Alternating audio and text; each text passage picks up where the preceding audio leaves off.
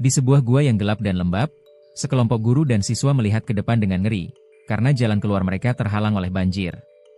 Guru terkemuka memutuskan untuk menggunakan metode rantai manusia untuk membiarkan siswa menyebar satu persatu. Tetapi seorang gadis tiba tersapu oleh banjir ketika dia hendak mendarat. Seorang siswa dan dua guru segera turun untuk menyelamatkan, yang juga menghilang ke kedalaman gua. Banjir masih naik, dan sisanya terjebak dan dalam bahaya. Adegan ini adalah peristiwa gua barat misterius yang akan kita bicarakan hari ini. Ini adalah barat misterius, bukan taman misterius. Tepat di selatan Australia ada jenis pulau baru yang disebut Tasmania. Ini juga rumah bagi Tasmania. Luasnya sekitar 64.000 km persegi. 4 lantai ini diklasifikasikan sebagai taman nasional. Di dalam pegunungan ini, dengan sistem gua yang besar dan spektakuler.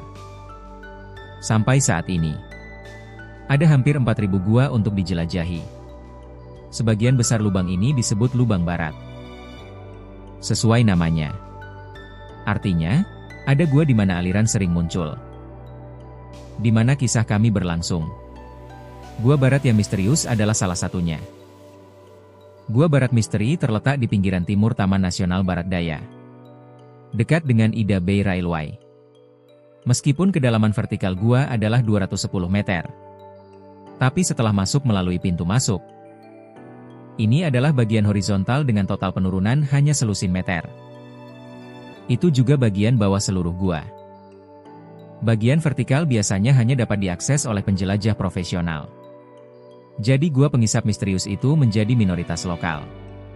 Salah satu gua yang paling mudah diakses. Tapi itu tidak berarti aman di dalam. Gua ini juga membentuk banyak aliran sungai saat hujan. Kadang bahkan banjir. Jadi selama musim hujan, Anda biasanya tidak diizinkan masuk ke sini. Tetapi pada abad terakhir, pengelolaan ini tidak begitu ketat. 2 Juli 1970. Dari pemerintah kota Hobart. 8 siswa kelas 9 di SMA Tarona mendaftar untuk perkemahan musim panas di sekolah. Mereka semua berusia sekitar 14 atau 15 tahun. Beberapa hari yang lalu, mereka baru saja selesai arung jeram.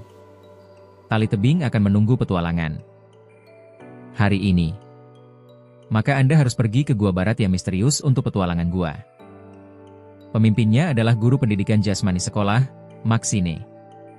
Ketika istrinya hamil anak kedua mereka. Mark memiliki pengalaman luar ruangan lebih dari 2 dekade. Ya, bermain ski, pandai snorkeling dan petualangan gua. Hari itu. Kebetulan ini adalah hari terbasah di area ini. Hujan deras selama 2 hari 2 malam.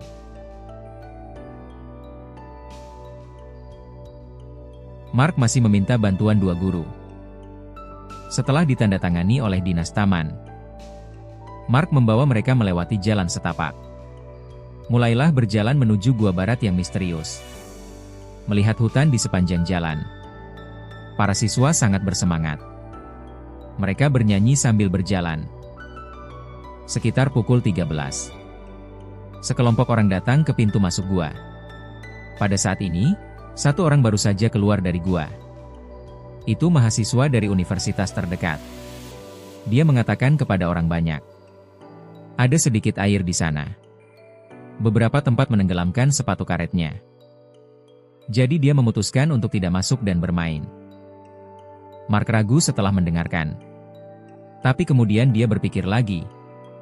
Gua ini tidak panjang. Dan aku sudah familiar dengan itu. Masalah tidak boleh terlalu besar. Jadi setelah membahasnya, mereka memutuskan untuk masuk. Sebelum Anda pergi, mereka juga mengambil gambar ini di pintu masuk gua. Tetapi beberapa orang belum mengetahuinya. Foto ini ternyata adalah warisan mereka. Mark dan yang lainnya masuk dan menemukan. Meskipun ada aliran di dalam gua, tapi airnya tidak banyak. Di beberapa tempat agak dalam. Tapi Mark sudah familiar dengan itu. Dia dengan cepat memimpin kelompok itu. Sepanjang jalan, mahasiswa berseru dari waktu ke waktu. Lonceng berwarna-warni seperti batu. Di bawah patung tahun. Pukulan seperti karya seni. Kunang yang menghuni di sini terus bersinar, membuat bagian dalam gua seindah mimpi. Lebih lanjut dalam, mereka juga mengagumi air terjun bawah tanah yang indah. Aku memeriksa lorong sempit yang dikenal sebagai Matches River Squeeze Zone, dan ruang spiral yang dikenal sebagai wastafel cucian. Dan kemudian, tanpa sadar, 3 jam berlalu. Dan yang tidak mereka ketahui adalah, sementara mereka bermain, air hujan deras terabsorpsi oleh pegunungan telah berkumpul di dalam gua. Waktunya tiba pukul 16.30. Tandai mulai kembali dengan kerumunan ketika mereka mencapai bagian horizontal di bagian bawah. Krek yang Anda lihat saat masuk, pada saat ini, itu telah menjadi toren selebar sekitar 2 meter. Apa yang mereka lakukan saat itu? Beralih ke tampilan atas di sini lebih mudah dipahami. Di mana titik merah untuk 11 orang. Ini terjadi pada sudut yang benar, dipisahkan oleh arus merah di tengah. Mereka harus sampai ke sisi lain terlebih dahulu, dan kemudian melalui hamparan air lainnya untuk keluar. Mark mencoba. Kedalaman air ditemukan sekitar 70 cm. Berpengalaman, dia menemukan cara. Dia memilih 6 orang. Berdiri di sungai dengan diri sendiri dan menyiapkan rantai dewasa. Tanda terkuat berdiri di tengah. Ada juga anak laki atau guru yang kuat di kedua sisi. 5 tersisa, dan membantu mereka menyeberang. Rencana ini tampak sempurna. Sebenarnya tidak aman, karena lorong ini memiliki beberapa lereng. Arus juga relatif mendesak. Mudah jatuh saat menyeberang sembarangan. Tapi karena tidak ada tali, mereka juga harus melakukannya. Anak pertama lulus dengan lancar. Yang kedua adalah perempuan. Meskipun dia jatuh di tengah jalan sekali, tapi pada akhirnya, ada juga bagian yang luar biasa. 2 berikutnya juga berjalan dengan baik. Mahasiswa terakhir adalah Anita Nook. Arus semakin besar saat dia lewat, tapi di bawah perlindungan semua orang. Juga stabil saat bepergian. Tapi saat kami akan pergi ke darat, dia tiba tersandung batu. Banjir cepat. Segera dorong dia ke kedalaman gua. Ketika temannya Francis O'Neill melihat,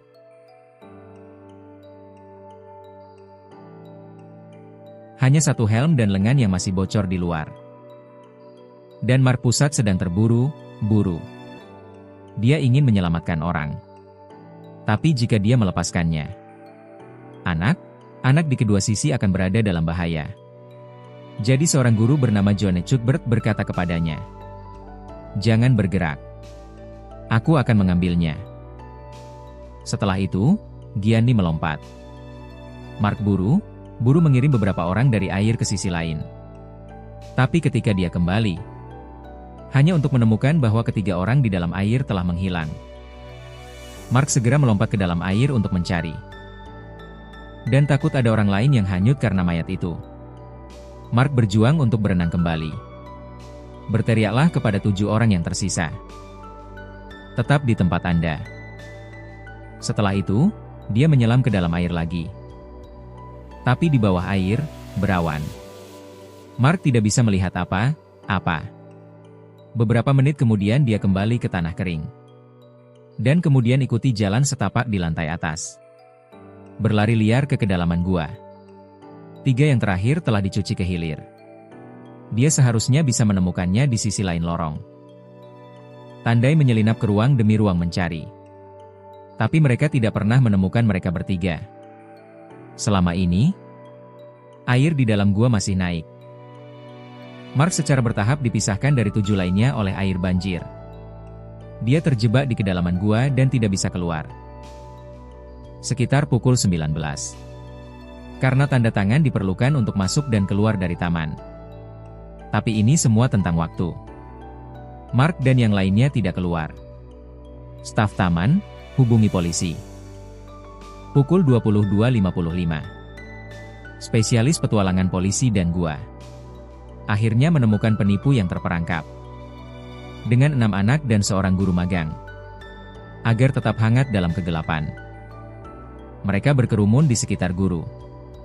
Beberapa orang juga takut aspirator berbisik. Karena dikelilingi oleh air banjir. Polisi juga tidak bisa melewatinya. Mereka hanya perlu memberitahu orang di luar untuk mendapatkan peralatan. Pukul 2.30 tanggal 3 Juli. Mereka menggunakan tangga untuk membangun jembatan. Menyelamatkan si penipu akhirnya. Tapi Mark dan 4 lainnya tidak terlihat. Karena banjir di jaring terlalu lebar dan terlalu mendesak. Jadi penyelamat juga tidak bisa masuk. Saat itu sudah sekitar jam 5 pagi. Banjir perlahan surut. Tim penyelamat segera masuk ke kedalaman gua untuk mencari. Tidak butuh waktu lama. Mereka menemukan Mark di salah satu batu mereka. Dia masih hidup. Tapi kondisinya buruk. Dia duduk di sana tanpa bergerak. Wajahnya penuh rasa sakit dan putus asa. Tidak peduli berapa banyak penyelamat membujuknya untuk tidak bangun. Sebelum pukul 6, dia akhirnya setuju untuk pergi. Setelah 6 jam mencari dan menggantung, 3 orang hilang lainnya juga ditemukan. 2 siswa perempuan dan 1 guru perempuan. Sayangnya, mereka semua tenggelam. Tapi kecelakaan ini belum berakhir. Itu hanya kecelakaan. Dan Mark mencari kehidupan. Sama seperti pahlawan. Tapi Mark sendiri jatuh ke dalam celaan diri yang mendalam. Dia berkata kepada istrinya, "Mereka harus menyalahkanku. Itu bukan kecelakaan. Aku membunuh mereka. Aku seharusnya tidak membawa mereka masuk." Mark seperti orang yang berbeda. Tubuhnya keluar. Tapi jiwa tetap berada di dalam gua. 2 bulan kemudian, Mark memberitahu istrinya, "Saya ingin bermain ski. Untuk menjernihkan pikiran Anda." Melihat suaminya yang semakin lesu, sang istri langsung setuju. Tapi yang tidak dia duga adalah, Mark tidak bermain ski, tapi ke hotel di Melbourne. 10 September 1990. Itu 70 hari setelah 3 orang lainnya meninggal. Mark melompat dari lantai 10 hotel. Polisi berada di kamarnya. Menemukan catatan bunuh diri yang penuh dengan rasa bersalah. Jumlah orang yang tewas dalam kecelakaan Gua Barat yang misterius. Ada juga 3 orang yang sudah menjadi 4 orang. Kecelakaan. Penyidik juga secara objektif menyampaikan laporan. Mereka berpikir, bukan hanya cuaca yang menyebabkan kecelakaan itu. Dan sekolah dan Mark. Peralatan yang disediakan oleh sekolah kepada mereka terlalu sederhana. Tapi alasan utamanya, atau karena kepercayaan diri dan kebetulan Mark, membuat keputusan yang salah untuk memasuki gua. Jadi, teman-teman, jangan meremehkan bahaya gua. Bahkan jika terlihat sangat sederhana, sangat aman. Baiklah. Lalu video ini berakhir di sini. Terima kasih telah menonton. Sampai jumpa lain kali.